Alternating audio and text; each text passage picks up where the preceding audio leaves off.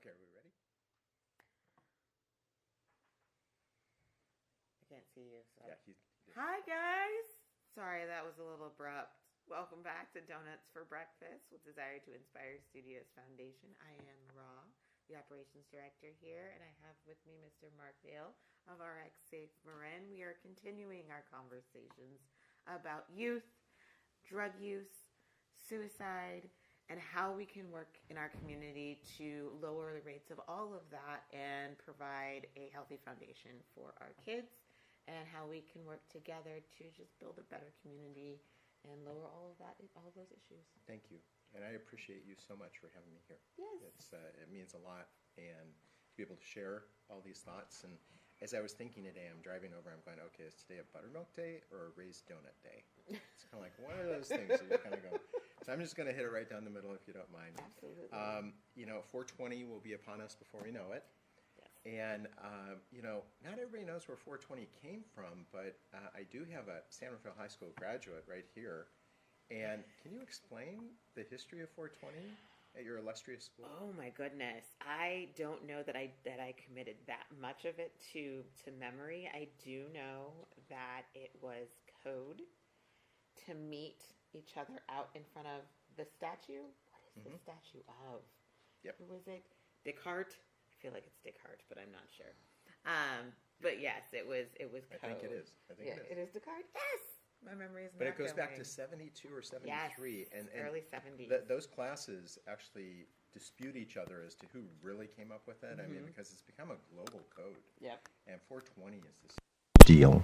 And naive me, I didn't know until I got into this work really what 420 was, because I think it was 2012 when 420 really slapped in the face. I'd have to look back to see if it was 2012, but it was on a Friday.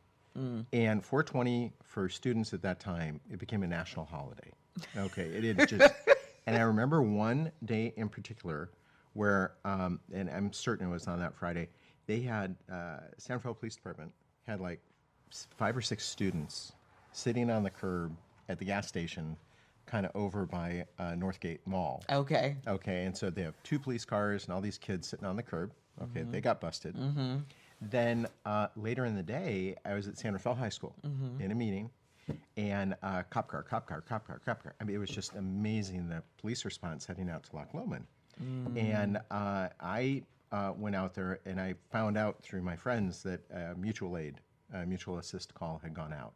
And what that means is that they've got an incident that has occurred that's too big possibly for the one jurisdiction of law enforcement. Oh. So it's an all call. And basically any law enforcement in the county that can send anybody in, including CHP, is going to that location. Oh, wow. And so what started this is that there used to be a marijuana dispensary kind of hidden next to 7-Eleven off North San Pedro Road.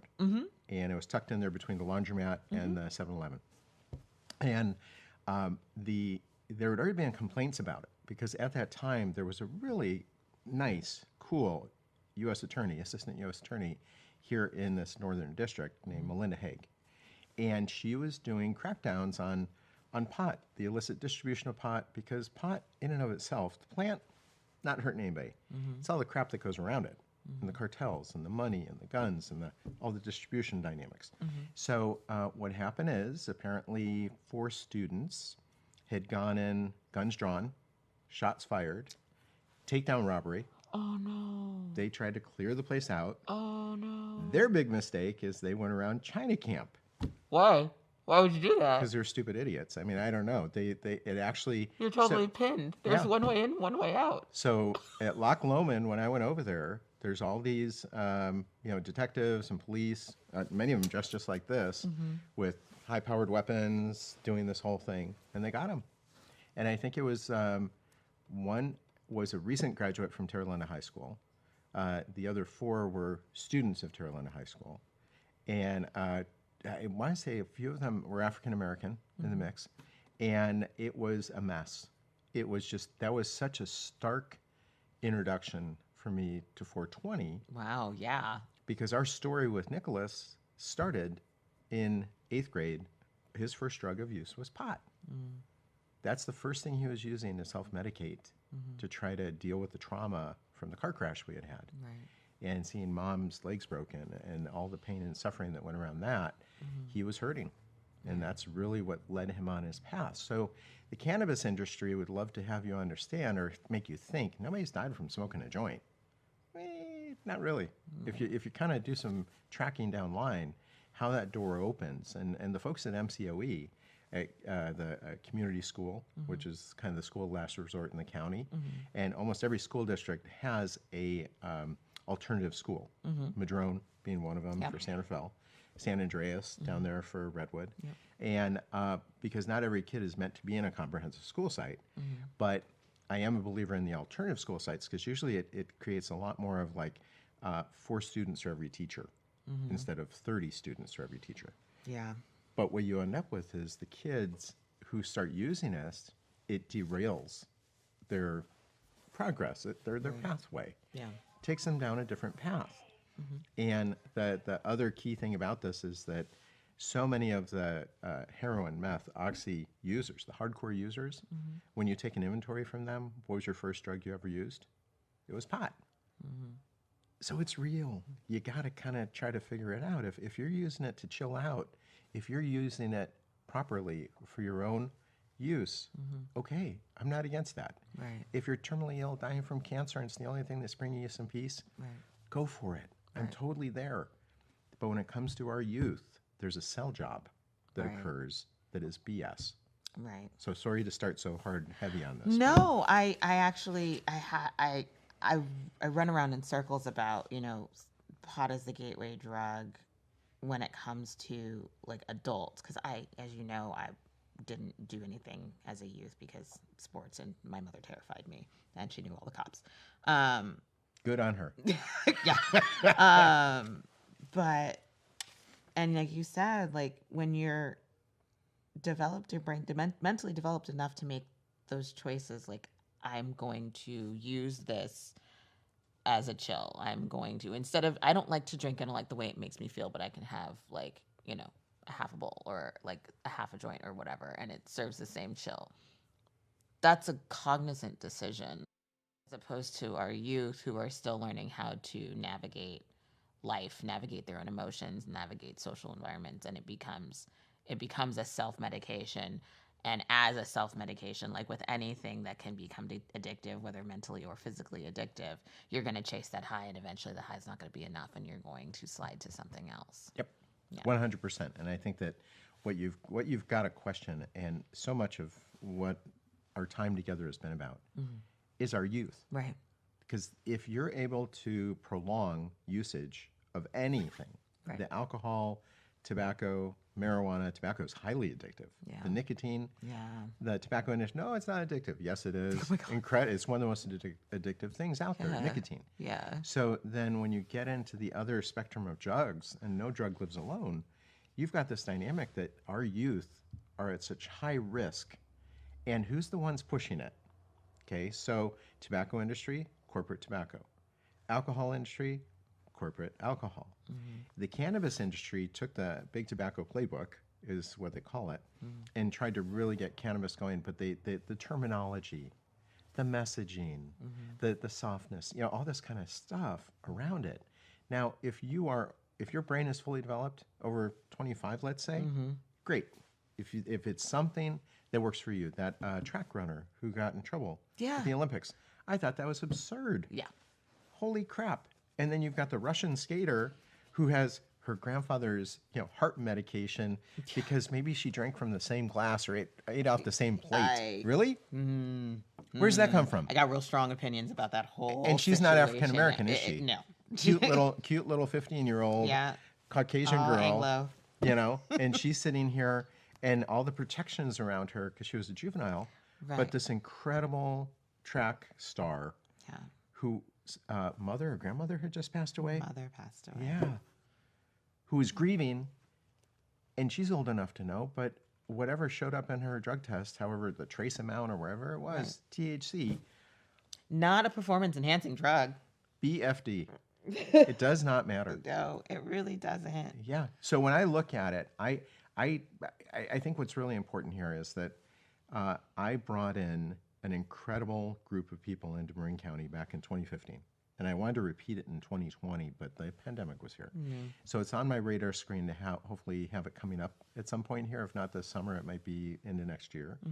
But it was called the Marin 420 Marijuana and Youth Conference. And it was over at Marin County Office of Education, fully supported by Mary Jane Burke and her crew. And it turned into a statewide conference because nobody was focusing on marijuana and youth, the young mind. Yeah. And that's really where this was heading. And luckily, there's a couple of organizations out there that are really beating the drum on this. So one's called SAM, which is Smart Approaches to Marijuana. Okay. They're out of Washington, D.C., and it was created by, the founders are two gentlemen in particular, Kevin Sabat, and I'll get to him in a second, and then Patrick Kennedy. And Patrick Kennedy is phenomenal. Part of the Kennedy family. He really became aware of mental health issues in his own family. And he had been trying for years as a congressman, I think from Rhode Island, where he was trying to get Mental Health Parity Act, is what it's called, passed through Congress. He'd talked to other congressmen privately. They would share the details of mental health in their family. But when it came to the vote, nobody would cast the vote because it would show that they had a mental health problem in their family. Right. It would, yeah. Which to me is obscene and absurd. I mean, part of the magic of what we've had in our family is once I opened my mouth and went public, the amount of love and support and wraparounds were just phenomenal. Yeah. So don't be afraid to open your mouth. If you've got breast cancer, open your mouth because you're going to find survivors, others who have it. Right. If you've got prostate cancer, whatever it is going on in your world, Yeah. don't try to hide it because you're doing yourself a disservice. Right. So what happened is 2015, I was able to bring in Patrick Kennedy, Kevin Sabat, with a lot of help from Mary Jane Burke, HHS, DJ Pierce, Lisa Schwartz, and certain coalitions in the county. And Patrick shared with us how he got the Mental Health Parity Act passed. Is that during the recession that we had in 07, 08, 09, the Bank Recovery Act, where they're doing this huge bank rescue act, billions of dollars, a tremendous amount of money going to the banks, Yeah. didn't make much sense. But they were able to tuck his father, Teddy Kennedy, who was dying at the time from a brain tumor, was able to tuck it inside the Bank Rescue Act Wow. called the Mental Health Parity Act. Inside of it, and that's what they do apparently in Washington D.C. Yeah, they tuck stuff away. Yeah, and so you Yeah. know, and it was the safe way to get it passed that nobody had to cast their vote for mental health. Right. And I'll get to that before we close today, Yeah. because mental health is front and center in this county right now in a Yeah. big way, and Yep. I'll share what's going on. But coming back to the pot world, so Kevin Sabat had written a book originally. You know, Reefer Madness was this whole thing Yep. that existed. I mean, the movies, if you look back at Reefer Madness and you see what the government had done, it was like monsters and it was scary. Yeah. And it got a lot of blowback.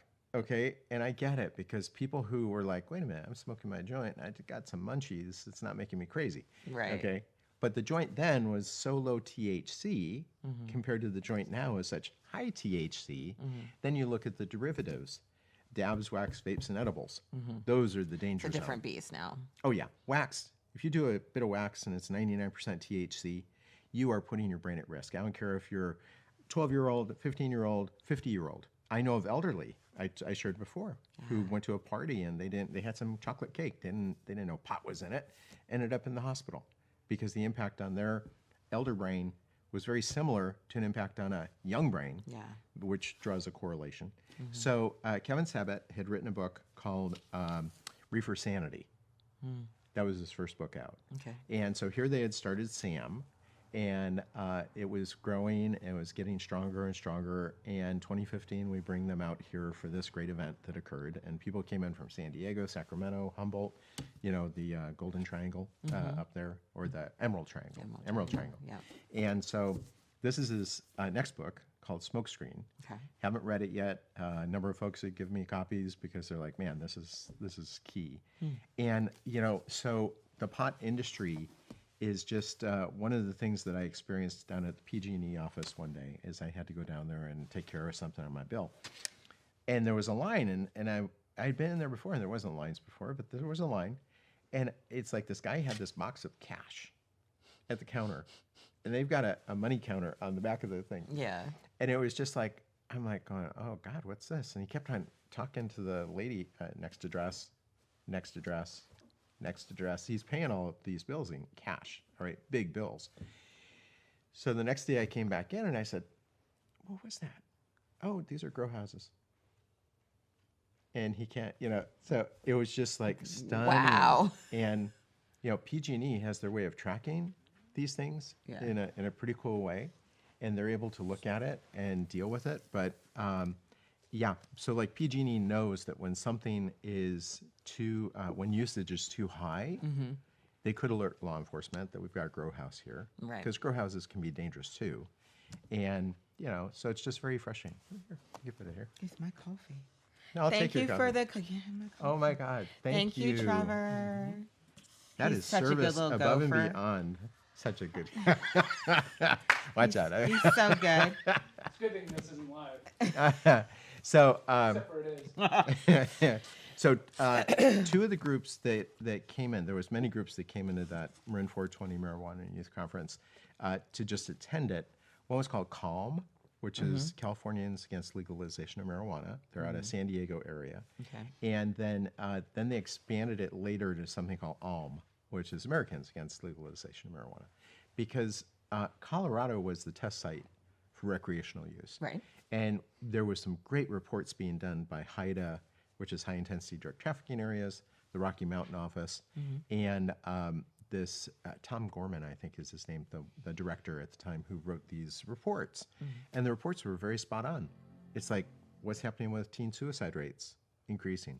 What's happening with accident rates? Increasing. And they were able to track exactly how cannabis was involved in these. Plus, not many people knew that if you bought your stuff in Colorado, but you were trying to drive home to Indiana. Doesn't work. Exactly. That doesn't work. You get stopped on a traffic stop. Yeah. You're in deep shit. Yeah.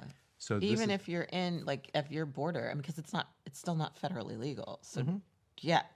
Man, people are not bright. Okay. Yeah, so it's real. And then this is, so Alm put out this little piece recently, which is very attractive, but it's the 10 truths about pot. And it gets in here, there's these little things, come on, let go. And it's loaded with all different kind of goodies inside. So, again, where I come down and many folks who still are battling the war on pot is that what does it do to the health of our youth? Right.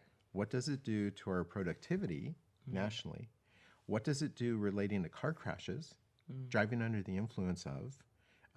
There's Dr. Phil Grouse, I think his name is. He lost his sister in a horrific car crash up in Seattle. She was a nurse going to work at the hospital.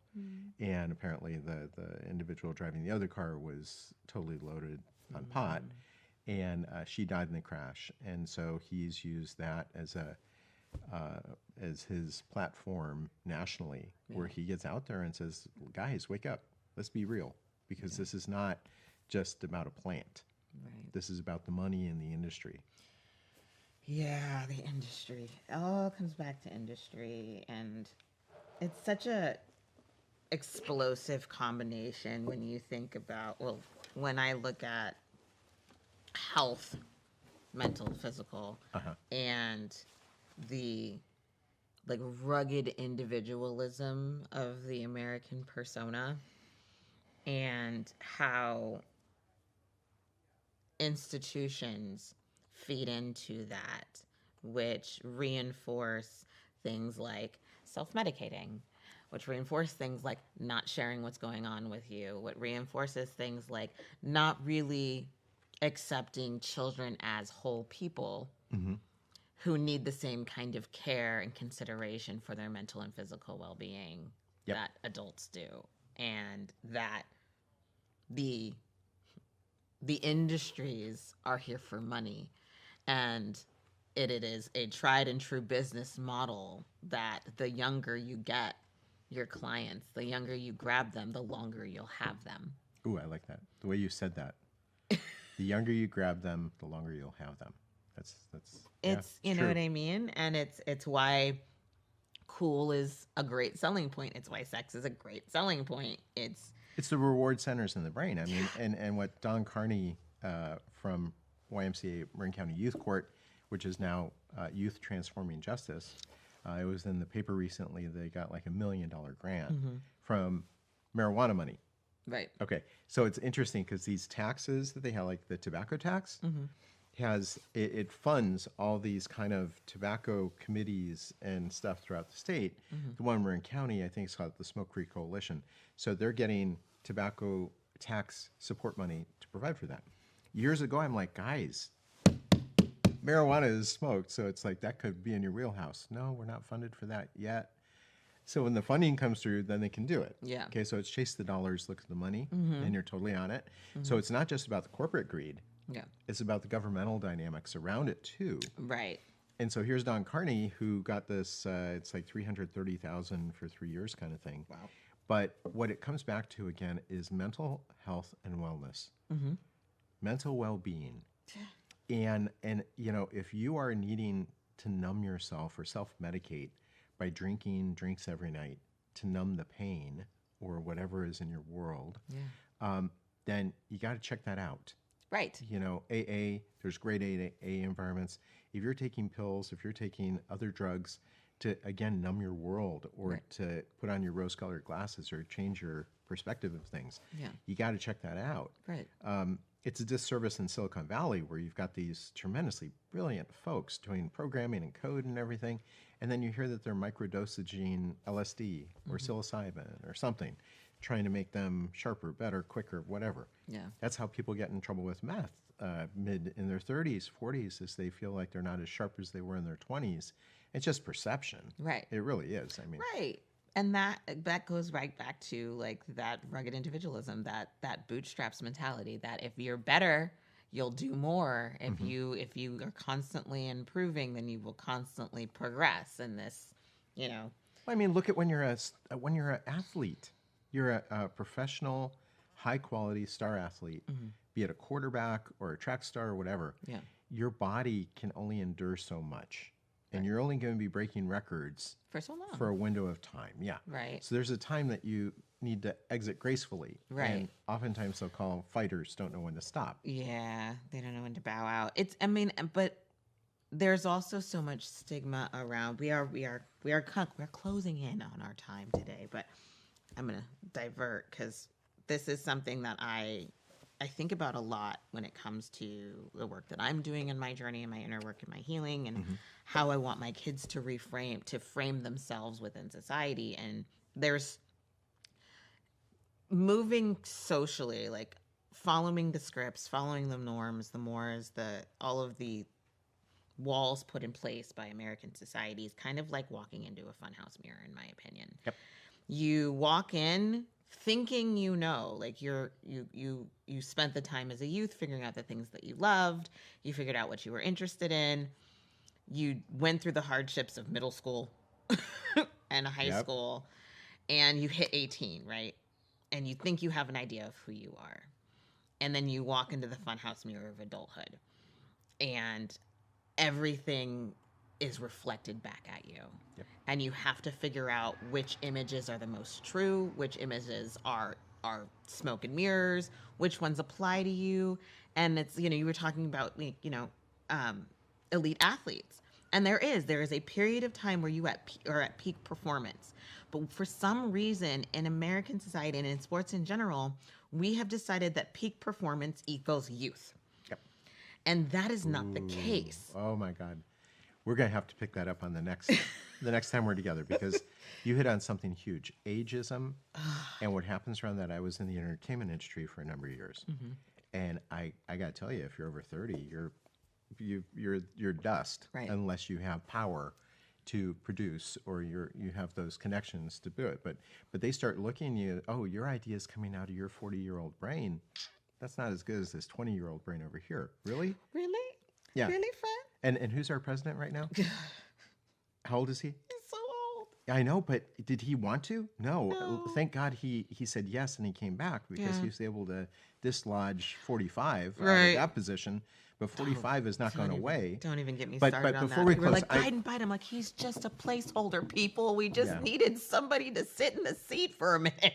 And I know you have a big appointment you need to go to, so I'm going to hit something. Yeah. Appreciation. Yes. Gratitude is the best attitude. Yes. And I got to tell you, as having been on the AOD board, Alcohol and Other Drugs Advisory Board for the Marin County Board of Supervisors for almost a 10-year stretch, 5 years as chair, I am a hawk on providing certificates of appreciation to our board members and also mental health board, because we've done a lot of joint board meetings with mental health board. Yeah. And where I'm heading to with this is that appreciating the people around you. And if you have volunteers who are doing stuff, appreciate them. Yes. Because what happens, unfortunately, in this county, and I'll speak only to this county, I see what happens so clearly where you've got these governmental entities in this county who will take, and rarely say, wow, thank you. Thank you. And that's so disingenuous. It's so cruel because you've got incredible folks who want to be on the AOD board, who want to be on the mental health board. And there's a battle going on right now that the director of HHS has stated that she wants those boards to be integrated together. And really, I don't think 90% of them want it. There may be one or two that are warm to it. Yeah. But there's very clear dynamics here. Yeah. And it's because the AOD world is so stark and targeted straight on. Yeah. The mental health world becomes a little bit fuzzier. And what I've said before is there's a lot of gray area in the gray matter. Yeah. It needs to be. It needs to be flexible because you're talking about something that is very. And look at the stigma. Okay, that's what I was saying with Patrick Kennedy. Yeah. He had such a hard time getting the Mental Health Parity Act. And, you know, I believe one of the people who jumped off the bridge and survived, and I don't have his name off the top of my head. I know who you're talking about. They interviewed him. He's wonderful, but he always makes a point. He doesn't just say mental health. Yeah. He says mental health and wellness. Yeah. And that's really what it is about. Yeah. And I don't care what age you are, because that's really, in this county, there's a lot of aging folks who are in the elderly category. It is tough stuff when you are 60, 70, 80, 90. And how many days do you have left? And that mental drain that occurs, and that leads to our suicide rates. Yeah. We have tremendous suicide rates in this county that are just not dealt with. So I know we got to end, but next time we'll delve into these heavy topics. Health and wellness. I think that'll be a next one. It's important. My mother is 78, and she is incredibly well cared for in our community. Love it. By my family, by my, by her friends, by her landlord. Like, she is very well cared for. And to speak on ageism, I think that it is, again, freaking rugged individualism and this bootstraps mentality. People are our most valuable resource. Yep. And by turn, their time is the most valuable thing that they can provide, right? Yep. And capitalism is harsh. I will tell you this. This is where socialism gets better credit under what I've observed worldwide when I lived in Europe. Yeah. How socialism and Obamacare is considered as socialism. No. Keep your people healthy. It'll lead to better productivity. Right. It'll lead to better lives. Right. And the payback is tremendous. I mean, that, what do they call it? An ounce of prevention is worth a pound of cure. Yeah. What that means exactly is that penny that you're spending to keep somebody healthy with preventive care and taking care of themselves is going to pay back tremendously. Yeah. Whereas if you've got people coming in the emergency room who are in terrible shape, how much is it going to cost to get them? They're terminal. They're already, like, their existence is in the negative. We're going to talk about this next week, y'all. This is buttermilk. This is our topic. This was buttermilk donuts today. Okay? When we go light and fluffy, it's raised donuts. Yes. All right. Thank you guys so much for joining us for Donuts for Breakfast. We are going to continue this conversation next week. We're going to talk about mental health and wellness, how they are similar, how they differ, what it looks like in our youth. I'm going to be doing some research because this is a very serious topic for me. My degree is in psychology and behavioral science. And I look forward to this side of the conversation. I'm sure we will come back to pot again because we will. We will. You know what? Bring it.